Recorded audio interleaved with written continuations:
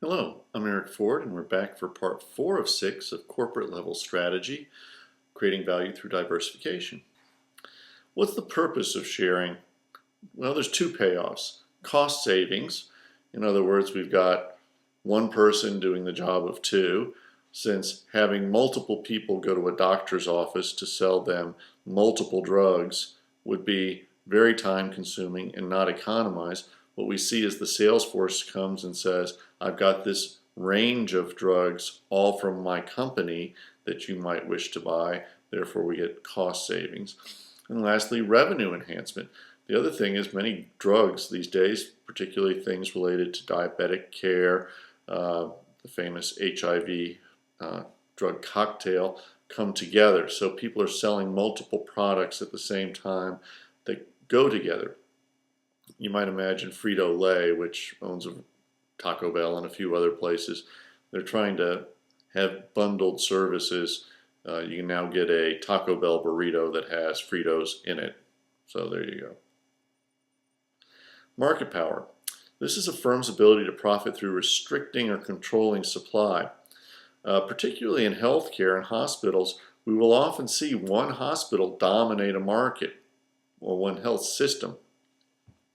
When consolidation in the health industry, hospital industry in particular, began to take place about 20 years ago, the federal government, the U.S. government, had a great deal of trouble figuring out what constituted a monopoly because so many communities only had ever had one hospital to begin with. Therefore, determining what was a monopoly became very troubling, and they never really did a very good job of it. In Greensboro, there's effectively one health system you can go to within Guilford County. If you wanted to go see another health system, you'd actually have to drive a fair distance to make that happen. And so what does that do? Excuse me. That gives them market power.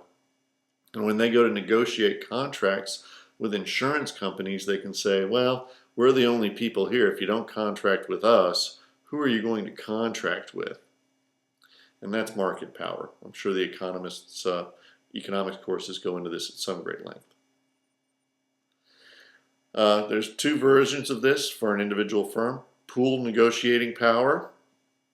This improves the bargaining position relative to suppliers and customers.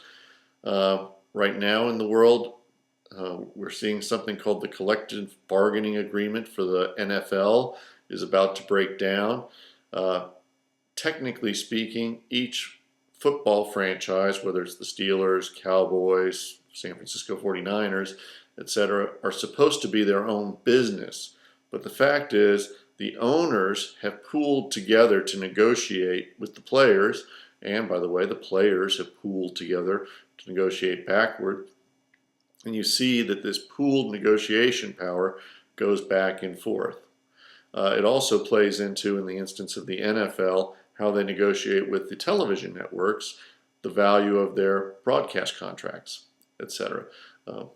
Sticking with the NFL, they also went through some licensing agreements, and there's a fairly famous Supreme Court case around 2008 or 9 where the Supreme Court said it was okay for the NFL to be the sole licensure. So in other words, when you buy a hat from the Steelers or the Cowboys, they'll both come from Reebok or Nike or whomever they're contracting with. And the clubs themselves don't have the authority to go out and negotiate. The other form is vertical integration. And this is where there's something called backward integration. And this is where I go back and buy the people's businesses that supply me. In the hospital example, what Kaiser Permanente did was the hospital group went back and purchased the medical group. Nobody, no administrator, I used to be a hospital administrator, no nurse, nobody has ever admitted a patient to a hospital except the doctor. The only people who can admit people to the hospital are doctors. Therefore, purchasing the medical group is a form of backward integration. In other words, I'm buying my supplier. Kaiser Permanente also did what's called forward integration in terms of they bought the insurance company. I sell products by and large to insurance companies. In other words, when you go to the hospital, I, as a hospital administrator, don't see you as a patient. What I see you as an insurance claim. It's rather cynical and an unfortunate way to view the world, but that's the fact of the matter. The insurance is the one that pays me. They're the customer. In Kaiser's case, they bought the insurance company. So now you have to go buy insurance from them. You go to their hospital, you use their doctors. That's a full vertical integration of a health system. Okay, we've talked earlier about pooled negotiations. Similar businesses come together. I mentioned the group purchasing organizations that are common among hospitals. We often see customers pool together. These are called co-ops. You'll have a co-op for a food market, and we'll see the farmers come to market, and then the co-op agrees to buy in set amounts at reduced prices. Okay. Abuse of bargaining power may affect the relationship with customers, suppliers, and competitors. We often see people try to boycott products for what they believe to be abuse of this bargaining power that's going on. Here's a horizontally oriented slide trying to depict vertical integration. As I mentioned, backward integration, as you can see, manufacturing the final product, let me get my arrow up here, is sort of the center of the business chain. Buying the raw materials that are serving as inputs is backward integration. Buying the distribution, in this case retail stores, is the forward integration. Vertical integrations, the big thing for this is it secures your source of raw materials. And this is a very powerful idea, particularly when the raw materials in question are scarce. Okay? Protection and control over valuable assets. It's very difficult for hospitals to negotiate with the physicians because the physicians are the only people by law that really have the authority to do things like admit patients, prescribe drugs, etc. So having them be part of our company gives us control as hospital administrators over that asset to some limited extent, but more so than if they were their own practice. Access to new business opportunities. The big thing that's occurred in the surgical field is something called the ambulatory surgical center. And these are the sorts of things where you can go in for same-day surgeries. There's some very common procedures. Colonoscopy. This is something that men and women both typically get around their 50th birthday, and this is where they will insert a small camera into your alimentary canal, which is at the back end of where the food process normally ends. And they will look into your colon and do these sorts of things. And that's a business that used to be housed within hospitals, but because it was the sort of thing that could be done in one day, it actually became moved out to what's called an ambulatory surgical center. And in fact, doctors who are fairly wealthy as a class of people started to buy and open these on their own. And what they would do is take the easiest, highest paying procedures, move them to their ambulatory surgical or specialty hospital, and leave the sickest patients for the community or charitable hospital. Other benefits of vertical integration. So that's an example of how this industry's devolved and how vertical integration's broken up. But I'm also telling you, hospitals now own the ASCs, or health systems do. So think about that. Simplified procurement and administrative procedures. That's fairly straightforward. Risks. Cost and expenses are associated with the additional overhead. If you're going to have an ambulatory surgical center, you typically have to build a new building. Okay?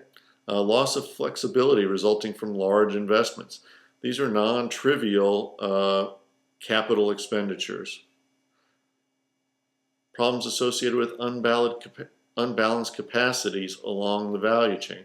Again, imagine all of a sudden people are opening up specialty surgical centers around my hospital. Well, guess what? My surgical center is now not operating at capacity and it becomes unbalanced and it's more costly for me to staff. That would be an example of balance going out of whack. And it costs me more to administer. These ambulatory surgical centers typically have their own administrators and nursing staffs. So making the decision. Is the company satisfied with the quality of the value that it presents suppliers and distributors are providing? That our present suppliers and distributors are providing. In other words, if we're going to integrate backwards, the question is, are we going to get any gain in quality? It remains to be seen. Oftentimes, these small businesses that are owned by individuals deliver high quality because that's what they get paid for. We may or may not be able to ensure that. In hospitals, a common element of this is in the linen service, to be honest. It's much easier for us to rent linen from a group that does nothing but clean and provide linen than it is for me to go into all of a sudden the laundering business. Are there activities in our industry, point number 2, are there activities in our industry value chain presently being outsourced or performed by others independently that are valuable or viable sources of future profits? A common example for this would be lab procedures. If you've ever been to the doctor and had a cholesterol test or any other form of test, even an x-ray, often those are outsourced. Those are high profit centers. We can make money if we can buy those labs, etc., and operate them at the volumes needed to be profitable. Is there a high level of stability in the demand for the organization's products? Again, notice this is the volume question. Do we have the size to make it work? Number 4, do we have the necessary competencies to execute the vertical integration strategy? As I mentioned, managing linen is more complex than one might imagine. Therefore, simply saying, I think we can do it cheaper, better, faster internally is not always true. Will the vertical integration initiative have potential negative impacts on our stakeholders? And notice we've switched terms from shareholders to stakeholders. And if we were to say buy one of the local ambulatory surgical centers and take that business in-house, well, the customer liked the ambulatory surgical center because they could go there in one day. They didn't have to mess with parking in the hospital's lots. They got in, they got out. It only did one thing. They did it well. Transaction cost. There's something called transaction cost economics. This is really what industrial organizational people are worried about. And this is about where firm boundaries lie. What is a firm's boundary? This is what we do. This is what we don't do. And if we're going to start doing something we haven't done previously, that's a form of integration that we have to manage. And a lot of times, if the people we're talking about buying can do it better, cheaper, faster than we are, it's not worth it for us to integrate in that direction. That ends part 4 of 6, and I'll join you in just a minute for part 5.